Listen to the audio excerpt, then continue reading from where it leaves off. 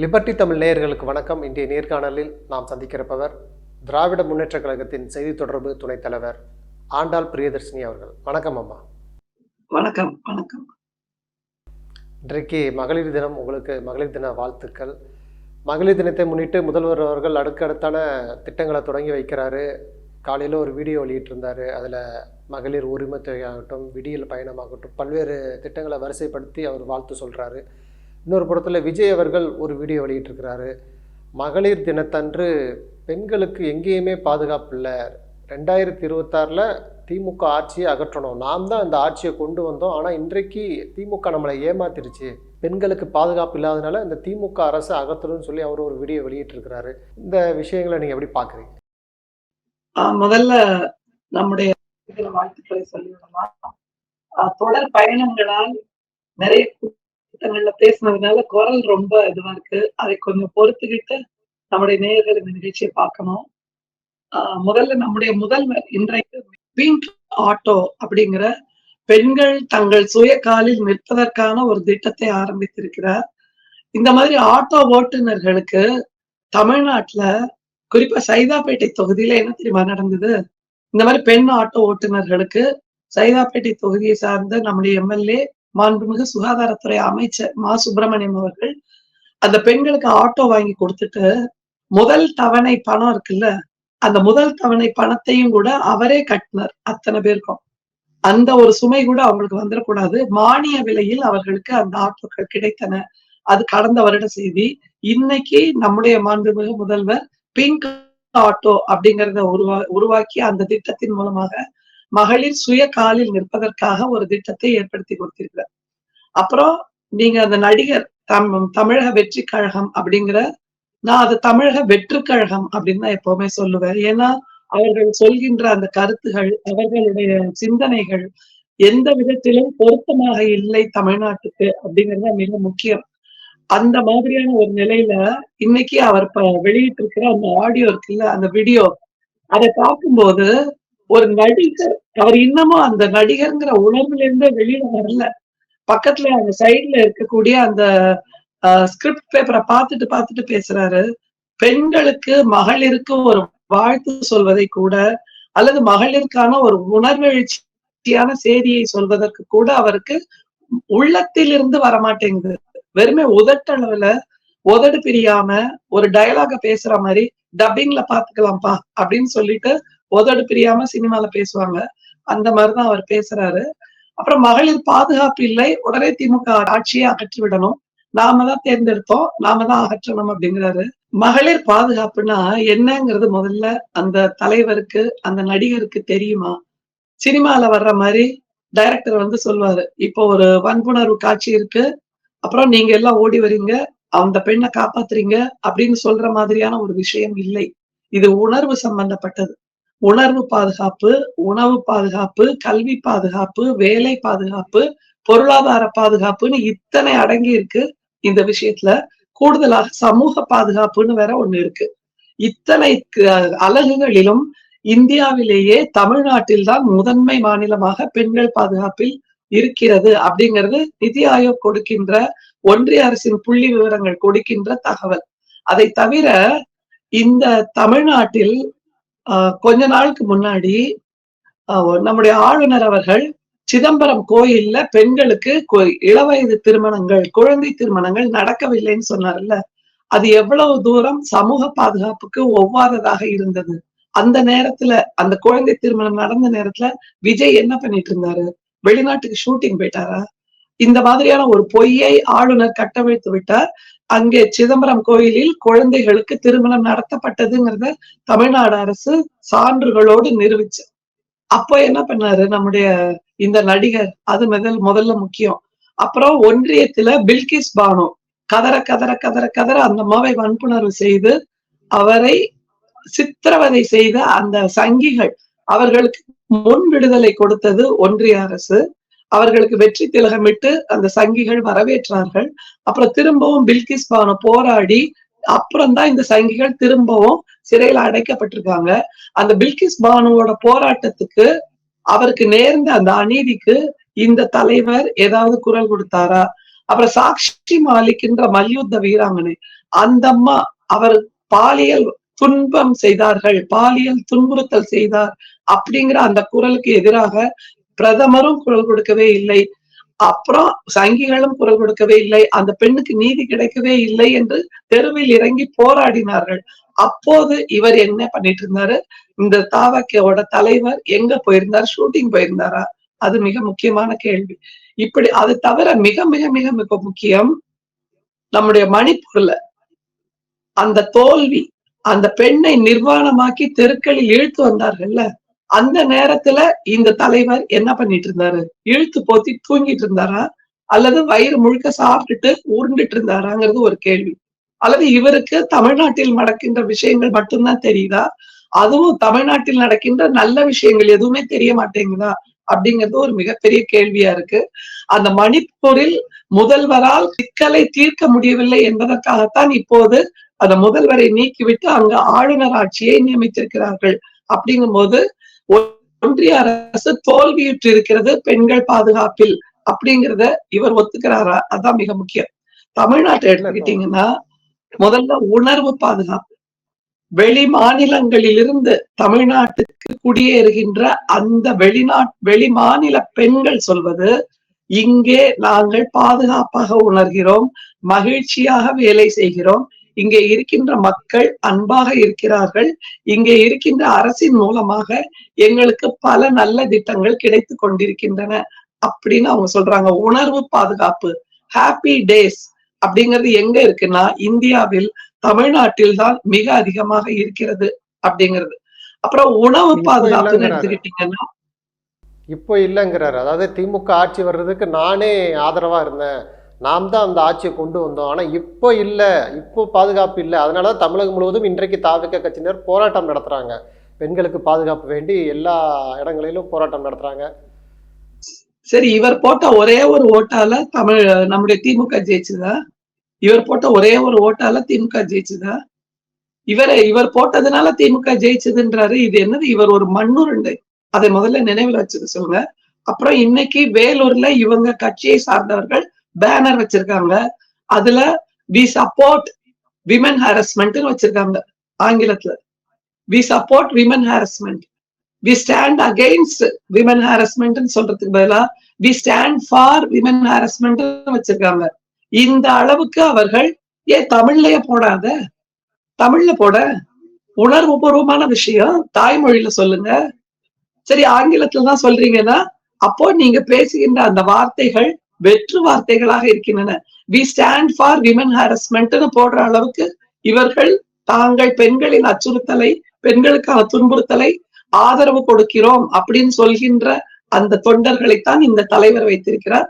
இந்த தலைவர் பேசுவதும் தமிழ்நாட்டு பெண்களுக்கு அச்சுறுத்தலாக இருக்கிறது. ஏன்னா உணர்வு பாதுகாப்பு சொன்னேன்ல, அடுத்தது உணவு பாதுகாப்பு. தமிழ்நாட்டில் இருக்கக்கூடிய குழந்தைகள், பெண் குழந்தைகள் கூட பள்ளி மாணவர்களுக்கான அந்த காலை உணவு திட்டத்தில் இனி அருமையான உணவை சாப்பிடுகிறார்கள்.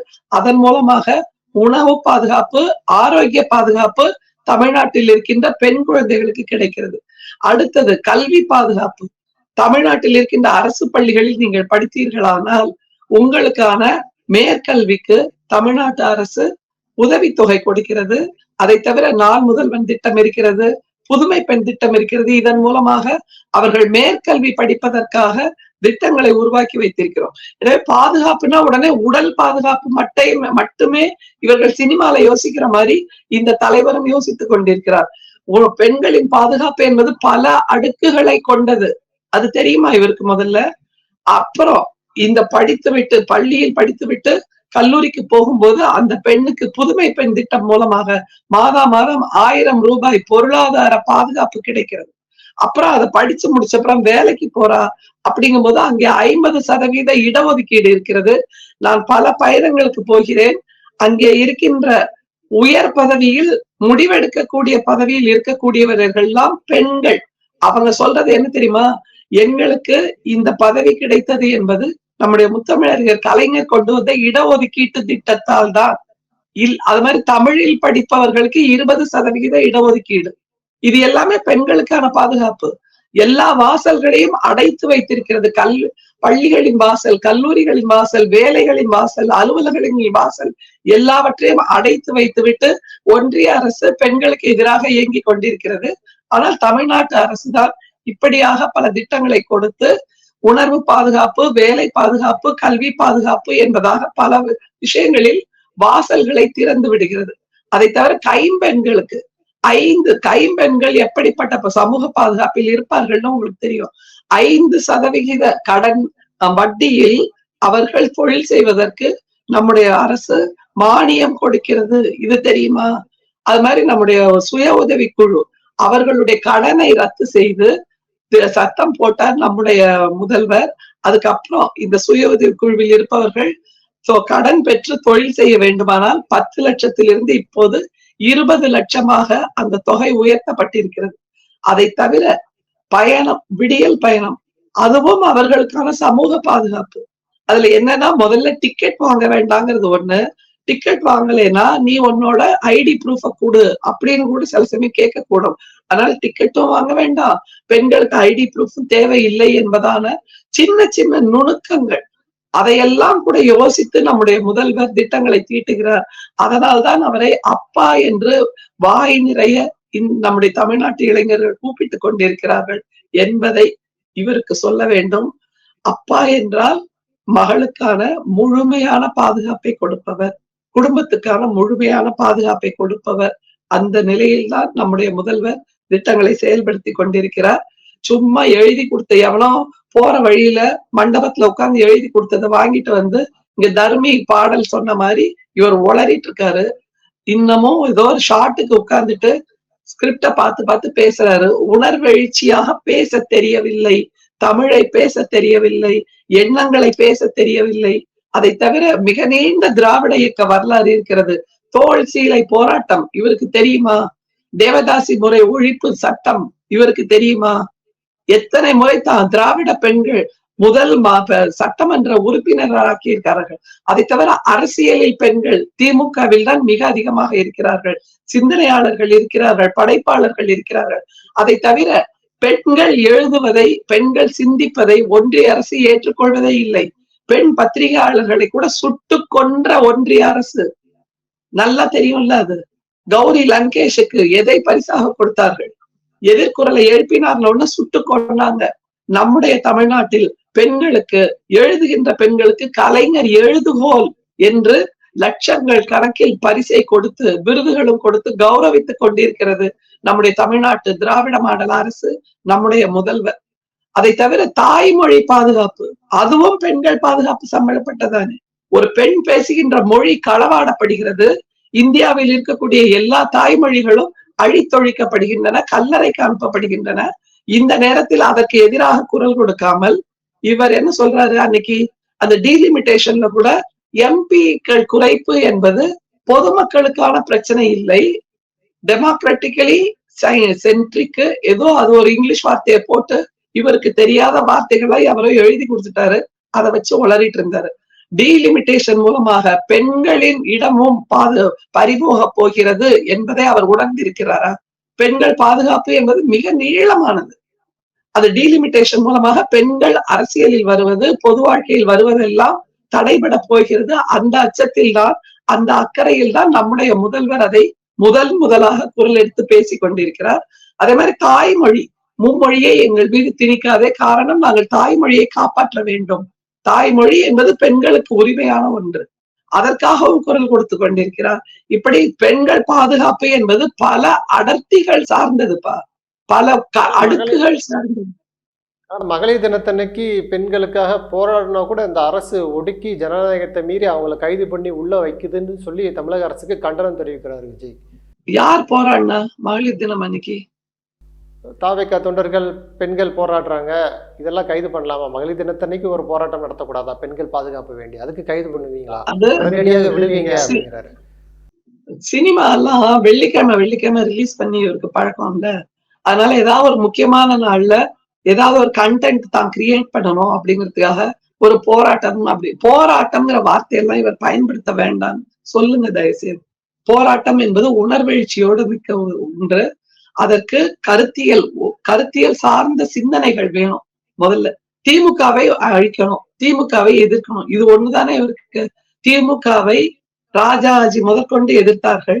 ஒரு மூட்டை பூச்சியை நசுக்குவதை போல் நான் திமுகவை நசுக்கி விடுவேன்னு ராஜாஜி சொன்னாரு. சொன்ன ராஜாஜி தான் ஹிந்தி திணிப்பை கொண்டு வந்த போது அவரை காணாமல் ஆக்கினோம். திராவிட இயக்கம் தான் காணாமல் ஆக்கியது.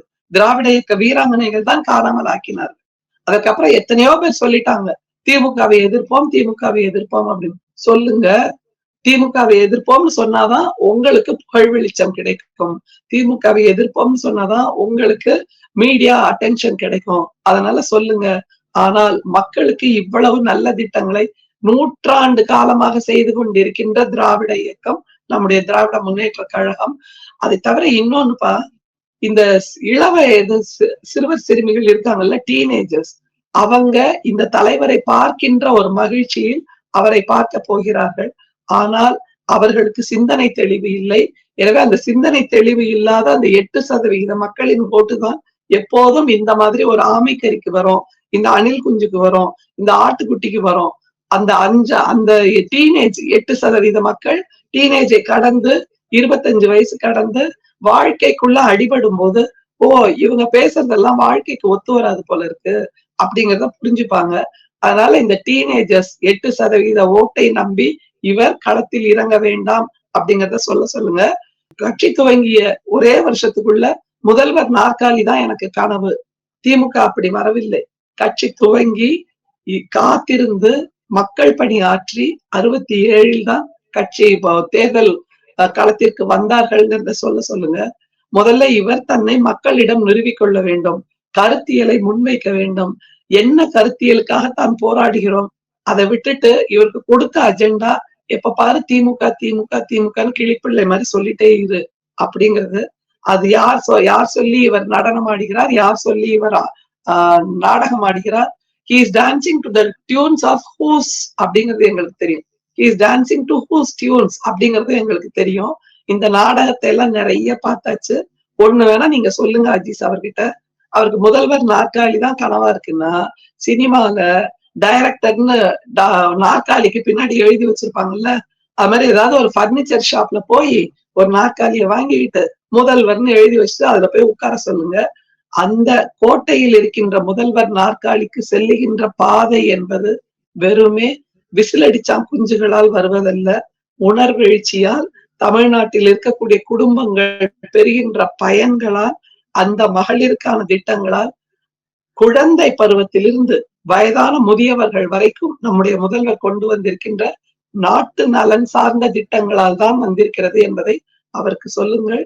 நிச்சயமாக தாய்மொழியை காப்பாற்றுவதை பற்றி ஏதும் சொல்லாத இவர் மகளிர் பாதுகாப்பை பற்றி பேசுவது என்பது வீண் வாய்ச்சவடால், அதை தவிர வேற எதுவுமே இல்லை சொல்வதற்கு. பெண்கள் பாதுகாப்பு, அதை தவிர இன்னொன்னு, இந்தியாவிலேயே தொழிற்சாலைகளில் மிக அதிகமாக பாதுகாப்பாக பணிபுரிகின்ற பெண்கள் இருக்கின்ற மாநிலம் தமிழ்நாடு. இதெல்லாம் இவருக்கு தெரியுமா? ஸ்டாட்டிஸ்டிக்ஸ் எடுத்து சொல்லலாமா? அது மாதிரி மிக அதிகமாக உயர்கல்வி பெறுகின்ற மாநிலமும் தமிழ்நாடு தான். கல்வியில் டிராப் அவுட்ஸ் அதிகமாக இருக்கக்கூடிய மாநிலங்கள் பிஜேபி ஆளுகின்ற மாநிலங்கள்.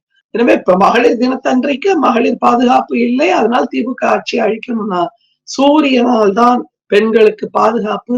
ஒன்றியத்தில் இருக்கின்ற அந்த கட்சி, அவர்களுடைய எடுபிடிகளாக தமிழ்நாட்டில் இருக்கக்கூடிய அந்த பாரதிய ஜனதா கட்சியின் தலைவர்கள் என்று சொல்லிக் கொள்பவர்கள் எல்லோரும் தமிழ்நாட்டு மக்களின் நலனுக்கு எதிராகத்தான் இயங்கிக் கொண்டிருக்கிறார்கள். தமிழுக்கு எதிராக இயங்கிக் கொண்டிருக்கிறார்கள். தமிழர்களுக்கு, தமிழச்சிகளுக்கு எதிராக இயங்கிக் கொண்டிருக்கிறார்கள். அதில் கூடுதலாக அந்த ஆமைக்கறி குரலும் இந்த அணில் குஞ்சு குரலும் இணைந்திருக்கிறது. இவர்களுடைய முகமூடியை நாம் வெட்ட வெளிச்சமாக்குவோம். நன்றிமா, நிறைய நல்ல தகவல்களை நேயர்களுக்கு சொல்லியிருக்கீங்க. உங்களுடைய நேரத்துக்கு நன்றிப்பா.